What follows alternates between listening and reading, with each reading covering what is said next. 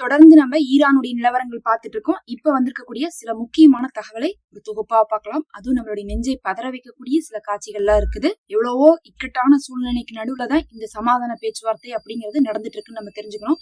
சமாதான பேச்சுவார்த்தை அப்படின்னு ரொம்ப சுமூகமா போயிடுச்சான்னு கேட்டா கிடையாது. நிறைய தியாகங்களுக்கு பின்னாடிதான் இந்த சமாதான பேச்சுவார்த்தையை இப்போது என்ன பண்ணிட்டு இருக்கு, பாகிஸ்தான்ல நடந்து கொண்டு இருக்கு. இன்னைக்கு பேச்சுவார்த்தை நடந்துட்டு இருக்கக்கூடிய இந்த நிலையில இதுவரை என்ன அமெரிக்கா சொல்லியிருக்காங்கன்னு பாத்தீங்கன்னா, கண்டிப்பா ஹார்மோஸ்ல காசை வசூல் பண்றது அப்படிங்கிறது நாங்க அனுமதிக்கவே மாட்டோம். அது சர்வதேச கடல் பகுதியாக இருக்கு. அதனால பேச்சுவார்த்தையின் மூலமாக நாங்க ஹார்மோஸை திறக்க சொல்லுவோம், இல்லைன்னா நாங்க தாக்குதல் செய்வோமோ தவிர போரை நிறுத்த மாட்டோம்னு அமெரிக்கா சொல்லியிருக்காங்க.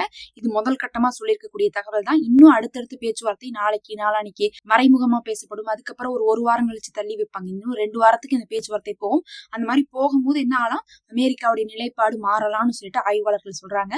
ஏன்னா இந்த தடவை கண்டிப்பா சந்தேகத்துக்கே இடம் இல்லாம ஈரான் அங்க இருக்கக்கூடிய ஹார்மோஸ்ல நிதி வசூல் பண்றது அப்படிங்கறது உறுதியா இருக்காங்க. அதுலயும் என்ன சொல்லிருக்காங்கன்னு பாத்தீங்கன்னா, நஷ்ட ஈடும் வசூல் பண்ண போறோம். எங்க மேல தாக்குதல் செஞ்சாங்கல்ல, அந்த தாக்குதலுக்கான நஷ்ட ஈடும் நாங்க வசூல் பண்ண போறோம்னு சொல்லியிருக்காங்க. ஆனா நஷ்ட ஈடுன்னு சொல்லிட்டு நேரடியா இந்த அமெரிக்காவும் இஸ்ரேலும் கொடுப்பாங்களான்னு கேட்டீங்கன்னா கண்டிப்பா அவங்க கொடுக்க மாட்டாங்க. அப்படி கொடுக்கறது அவங்களுக்கு இன்னும் கேவலமா போயிருங்கிறதுனால என்ன பண்ணுவாங்கன்னா, அதை கொடுக்கறதுக்கு பதில் ஹார்மோஸ்ல நீங்க காசு வாங்கிக்கோங்க அப்படிங்கக்கூடிய ஒரு விஷயத்தை பர்மிஷனா கொடுக்கறதுக்கு வாய்ப்பு இருக்குன்னு சொல்லிட்டு ஆய்வாளர்கள் சொல்றாங்க. இறுதியில பார்க்கும்போது கண்டிப்பா இந்த பேச்சுவார்த்தை முடியும் போது ஹார்மோஸ் ஈரான் கையில தான் இருக்கும். இப்பவும் ஹார்மோஸ் ஈரான் கையில தான் இருக்கு. இன்னைக்கு வெறும் 10 கப்பல் மட்டும்தான் கடந்து வந்திருக்கு. ஈரான் பர்மிஷன் எல்லாம் எல்லாருக்கெல்லாம் கொடுக்கல, காசு கொடுத்தவங்களுக்கு மட்டும்தான் இன்னைக்கும் விட்டுருக்காங்க. அதனால என்னதான் ஈரான் திறந்திருக்கு, யார் வேணா போலாம், நாங்க ஹார்மோஸை திறந்துட்டோம்னு சொன்னா அது முழுசா போய் தான். இன்னைக்கு வரையும் காசு வாங்கிட்டு தான் அவங்க அனுப்பிட்டு இருக்காங்க. இந்த பேச்சுவார்த்தை முடியும் போது காசு வாங்குவாங்க அப்படிங்கிறது உறுதியாகும்னு சொல்லிட்டு ஆய்வாளர்கள் சொல்லியிருக்காங்க. அதே சமயத்துல இதை ஒரு சர்வதேச கடல் பகுதின்னு சொல்றாங்க. முக்கியமா இது பார்த்தா ஈரானுக்கும் ஓமானுக்கும் பக்கத்தால இருக்கக்கூடிய ஒரு இடம் தான்.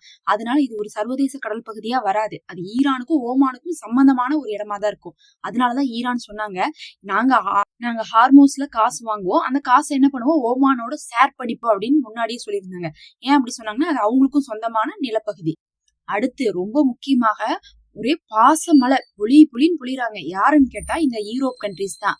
எங்கடா போனீங்க இந்த போர் செய்யும் போது 1 மாசமா, அமெரிக்கா வாங்க அடிக்கலாம், ஈரானை போய் அடிச்சுட்டு வரலாம், ஹார்மோஸை போய் திறக்கலாம், கப்பலை போய் அனுப்பலான்னு போய் கெஞ்சின்னு கெஞ்சினாங்க. அதுக்கப்புறம் மிரட்டுன்னு மிரட்டினாங்க. அதுக்கப்புறம் என்ன பண்ணாங்கன்னா, கேவலமா என்ன பண்ணாரு ட்ரம்ப், ஒவ்வொரு அறிவிப்புலயும் நேட்டோ நாடுகள்லாம் ஒண்ணுத்துக்கு ஆகாது, அதெல்லாம் ஒரு பேப்பர் டாய், அதாவது பேப்பர் பொம்மை மாதிரி, நான் இல்லாட்டினா அவங்களாம் இருந்திருக்கவே முடியாது, நன்றி கெட்ட நாடுகள் தான் இந்த யூரோப் கண்ட்ரிஸ், நேட்டோ படைகள், ஏன்னா நான் தான் அவ்வளவு ஃபண்ட் ப்ரொவைட் பண்ணியிருந்தேன் காரி துப்பாத குறைக்கு அவர் பேசினாரு. அப்ப வரை அந்த 1 மாசமா எங்களுக்கும் இந்த போருக்கு சம்பந்தம் இல்ல, எங்களை கேட்டா போய் நீங்க ஈரான்ட்ட போர் செஞ்சீங்க அப்படின்னு பேசிட்டு இருந்த யூரோப் கண்ட்ரிஸ் இப்ப வந்துட்டாங்க. எப்ப முந்தானேத்து அறிவிப்பு வந்து பாருங்க போர் நிறுத்தம்ட்டு, அப்பவே என்ன சொல்ல ஆரம்பிச்சிட்டாங்கன்னா, நாங்களாம் கடைசியா ஒரு 41 நாடுகள் சேர்ந்து இந்த ஹார்மோஸை திறக்க வைக்கிறதுக்காக ஒரு மீட்டிங் போட்டோம் பாருங்க. அந்த மீட்டிங் போட்டதை பார்த்து பயந்து என்ன பண்ணிட்டாங்கன்னா, ஈரான் சமாதானத்துக்கு வந்தாங்க அப்படின்னு முந்தானேத்து சொல்லியிருந்தாங்க. கேட்டாவே சரியான கடுப்பா இருந்துச்சு. இவங்களுக்கும் இந்த போர் நிறுத்தத்துக்கும் எந்த விதத்திலயும் சம்பந்தம் இல்லைன்னு சொல்லிட்டு எல்லாருக்கும் தெரியும். உடனே யூரோப் கண்ட்ரிஸ் இவங்க போட்ட மீட்டிங்ல தான், அதுவும் இந்த யூகே உடைய ஸ்டாம்பர் அவர்கள் என்ன சொன்னாரு, நான் தான் இதுக்கு காரணம் அப்படிங்கிற மாதிரி சொல்லியிருக்காரு. இவரு சொன்ன உடனே இந்த உக்ரைனுடைய அதிபர் அவரு பாத்தீங்கன்னா, அவர் நாட்டிலேயே ஒரு நிம்மதி இல்லாம தான் 3-4 வருஷமா போர் போகுது.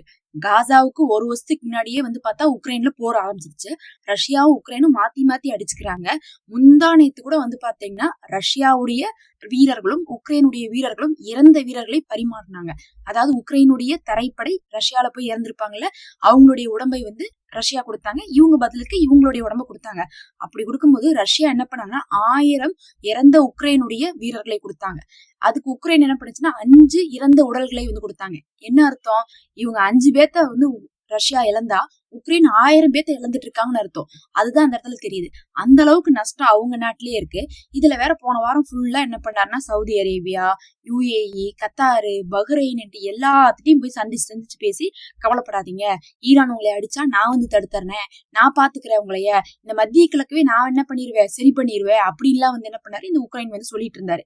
சொல்லிட்டு இருந்தவரா அவர் இப்ப என்ன சொல்லிட்டாரு, நான் போய் போன வாரம் ஃபுல்லா இந்த சவுதி அரேபியாக்கெல்லாம் போயிட்டு வந்தேன்ல, பாத்துட்டு பயந்துட்டாங்க இந்த ஈரானு, ஒருவேளை வந்து உக்ரைன் நுழைஞ்சிருச்சோ, நமக்கு வந்து உக்ரைன்ட்ட வந்து மோத முடியாதே அப்படிங்கறதுனாலதான் இந்த ஈரான் வந்து என்ன பண்ணிருக்காங்க, சமாதானத்தை கொண்டு வந்திருக்காங்கன்னு அவரு வேற ஒரு பக்கம் புலம்புனாரு. போர் நிக்கிற வரையும் பேசாம இருந்து போட்டு, போர் நின்னதுக்கு அப்புறம் ஒன்னாலதான் சொல்லிட்டு ஆளாளுக்கு வந்து என்ன பண்ணிட்டு இருக்காங்க, பஞ்சாயத்து பண்ணிட்டு இருந்தாங்க. இன்னைக்கு என்ன பண்ணிருக்காங்கன்னு பாத்தீங்கன்னா, நேட்டோ படைகள் இருக்காங்கல்ல, அதுவும் யூரோப் கண்ட்ரிஸ், இவங்க எல்லாம் என்ன பண்ணிருக்காங்க, இங்க போயிருக்காங்க சவுதிக்கு. அன்னைக்கு வந்து உக்ரைனுடைய ஜெலன்ஸ்கி போனாரு 4-5 நாளைக்கு முன்னாடி. இப்ப இந்த போர் நிறுத்தம் வந்து வந்திருக்கக்கூடிய நிலையில என்ன பண்ணிருக்காருன்னா, யூகே உடைய பிரைம் மினிஸ்டர் வந்து சவுதிக்கு போயிருக்காரு, கத்தாருக்கு போயிருக்காரு. இன்னைக்கெல்லாம் என்னடா போய் இப்படி வந்து வழினா போய் பேசிட்டு இருக்கீங்க. இந்த நேரத்துல சவுதியே நினைச்சிருப்பாங்க, போர் நடக்கும்போது வாங்கடா வந்து ஹெல்ப் பண்ணுங்கன்னு அமெரிக்கா கூப்பிட்டா எவனும் ஒரு போர் கப்பலை கூட கொடுக்கல.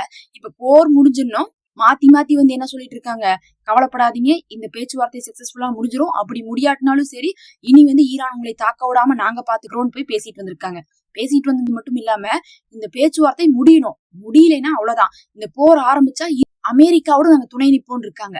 இவங்க போர் நடந்த போதே போர்ல கலந்துக்க மாட்டோம்னு வெளியே வந்தவங்க தான் பேசாம இருந்தவங்க. நேட்டோ படைகள் வந்து தப்பிச்செல்லாம் ஓடினாங்க, எங்கிருந்து ஈராக்ல இருந்து படைகளை காலி பண்ணிட்டு போனவங்க. இப்ப போர் நின்றுச்சு, சமாதானம் கன்ஃபார்மா நடந்துரும் அப்படின்னு உங்களுக்கு தோன்றதுனால என்ன பண்ணிட்டு இருக்காங்கன்னா, இப்ப சொல்றாங்க அமெரிக்காட்ட, மறுபடியும் போர் ஆரம்பிச்சா நாங்க வரோம், இந்த தடவை நாங்க வரோம் அப்படின்னு இருக்காங்க.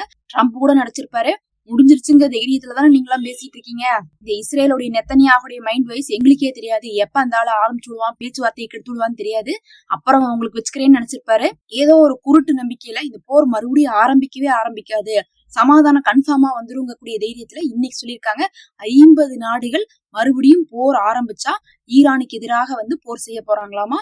அதுவும் ஹார்மோஸை சுத்தி அவங்களுடைய போர்க்கப்பலை கொண்டு நிறுத்த போறேன்னு இருக்காங்க. கேட்கறதுக்கு வந்து ஒரு அச்சுறுத்தலா தெரிஞ்சாலும் இவங்க எல்லாம் போன மாசமே போர் செய்யும் போது ஓடி போய் ஒளிஞ்சவங்க அப்படிங்கறத இந்த இடத்துல நம்ம நினைவு வச்சுக்க வேண்டிய ஒரு விஷயமா இருக்கு. அப்ப போர் முடிஞ்சிருச்சுங்கிற தைரியத்துல நாங்க தான் நிறுத்தணும்னு சொல்லிட்டு பஞ்சாயத்து பண்றதுக்கு ஒரு குரூப்பும், இனிமேல் போக ஆரம்பிச்சா நாங்க இதெல்லாம் பண்ணிடுவோம் அதெல்லாம் பண்ணிடுவோம்னு சொல்லிட்டு சும்மா வெற்று அறிக்கையை வந்து கொடுத்து கொண்டு இருக்காங்க. கடைசியா இவ்வளவு நிலைமையிலயும் கூட வந்து பாத்தீங்கன்னா, ஈரான் எவ்வளவு ஒரு இழப்புகளை சுமந்து போயிருக்காங்க தெரியுமா. உண்மையாலுமே வந்து இந்த சமாதான பேச்சுவார்த்தைக்கு அவங்க போனாலும் மக்களே சிலர் என்ன சொல்றாங்கன்னா, போகாதீங்க, நீங்க வந்து அமெரிக்காவும் இஸ்ரேலையும் நம்பாதீங்க, எப்ப வேணா அவங்க என்ன பண்ணுவாங்க, நம்மளை அடிப்பாங்க அப்படின்னு இருக்காங்க. இன்னைக்கு ஆராய்ச்சி அவர்கள் சொல்லியிருக்காங்க, நாங்க வந்து நம்பிக்கையோட பேச்சுவார்த்தைக்கு வரல, நல்லது நடக்குங்க கூடிய எண்ணத்தோட வந்திருக்கோங்கிறாங்க. ரெண்டுக்கும் என்ன வித்தியாசம் அப்படின்னு கேட்டீங்கன்னா, இது நடக்குமான்னு தெரியல, ஆனா நடந்தா நல்லா இருக்கும் அப்படின்னு நம்ம சொல்லுவோம்ல, அந்த மாதிரி அவர் சொல்லியிருக்காரு. ஏன் அப்படி சொல்லியிருக்காருன்னா, ஆராய்ச்சி அவர்கள் சொல்றாங்க, நாங்க ஒரு 2 விஷயத்த நாங்க சொன்னோம். என்னன்னா, ஒண்ணு லெபனான் மேல போர் நிறுத்தம் செய்ய சொன்னோம், அதை அவங்க நிறுத்தவே இல்லை. அதே மாதிரி எங்க மேல இருக்கக்கூடிய அந்த பொருளாதார தடையெல்லாம் நீக்க சொன்னோம், அதை இன்னுமே அவங்க நீக்கவே இல்லை. எல்லாத்துக்கும் மேல கொஞ்சம் யோசிச்சு பாருங்க, இவங்க இடத்துல நாங்க சமாதானம் போயிருந்தோம். எப்ப போயிருந்தோம், போன மாசம் போயிருந்தோம்.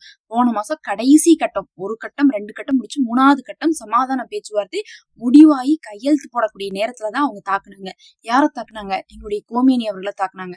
அதுக்கப்புறம் எங்க நாட்டுல இருக்கக்கூடிய இத்தனை மக்களை தாக்கியிருக்காங்க, இவ்வளவு அழிவை ஏற்படுத்தியிருக்காங்க. எந்த நம்பிக்கையோட நாங்க அவங்கள்ட்ட போட்டோம், எங்களுக்கு அவங்கள பார்க்கும் போதும் இந்த பேச்சுவார்த்தைக்கு வரும்போது என்ன நினைப்பு வருதுன்னா, இவங்க துரோகம் செஞ்சதுதான் எங்களுக்கு நினைப்பு வருது. எங்களிடத்துல பேச்சுவார்த்தைன்னு கூப்பிட்டு தானே போன தடவை இவங்க தாக்குனாங்க, அப்ப எந்த நம்பிக்கையோட இவங்கள்ட்ட பேச்சுவார்த்தைக்கு நாங்க வர முடியும். இப்ப நாங்க பேச்சுவார்த்தைக்கு வந்திருக்கும் போது கூட எங்களுக்கு என்ன தெரியுமா பயமா இருக்கு, இவங்க மறுபடியும் தாக்கிடுவாங்களோ, நம்மளை பேச்சுவார்த்தை கூப்பிட்டு அந்த பக்கம் போய் தாக்கிடுவாங்களோ அப்படிங்கக்கூடிய ஒரு நிலைமைதான் எங்களுக்குள்ள இருக்குன்னு சொல்லிட்டு ஆராய்ச்சி அவர்கள் சொல்லியிருக்காங்க. இதை கேட்கும் போதே நிச்சயமாக ஈரானுடைய மன கஷ்டம் அப்படிங்கிறது எல்லாருக்கும் புரிஞ்சிருக்கும். ஒரு ஏமாத்துக்காரன்ட்ட வேற வழியே இல்லாம ஒரு பேச்சுவார்த்தைக்கு போறது எவ்வளவு ஒரு கொடுமையான ஒரு நிலைமை, அப்படி ஒரு நிலைமையிலதான் அவங்க போயிருக்காங்க. அப்படி போகும்போது கூட 2 டம்மி விமானத்தை தயாரிச்சிருக்காங்க. ஏன்னா மொசாட்டோ இல்ல வந்து அமெரிக்காவுடைய சிஐஏவோ தாக்குதலை செஞ்சு போட்டு உடனே பழிய போட்டுருவாங்க, அது கோளாறுல வெடிச்சிருச்சுட்டு. அதனால என்ன பண்ணிருக்காங்க, டம்மி விமானங்களையும் செஞ்சுட்டு அது தனியா போயிருக்கு, இவங்க தனியா போயிருக்காங்க. இதுல எதுல வந்து ஈரானை சேர்ந்தவங்க வராங்க அப்படிங்கக்கூடிய தகவல் கூட தெரியாத மாதிரிதான் பண்ணியிருந்திருக்காங்க. பாகிஸ்தான் வேற நம்ம இடத்துக்கு வரும்போது ஏதாவது ஆயிடுச்சுன்னா நாம தான் பொறுப்புன்னு சொல்லிட்டு அவங்க போய் என்ன பண்ணிருக்காங்க, கூட போய் போர் விமானத்தை கொண்டு வந்து அவங்களை அழைச்சிட்டு வந்திருக்காங்க. இந்த நிலைமையில ஒரு விமானம் முழுவதுமே காலியா வந்திருக்கு.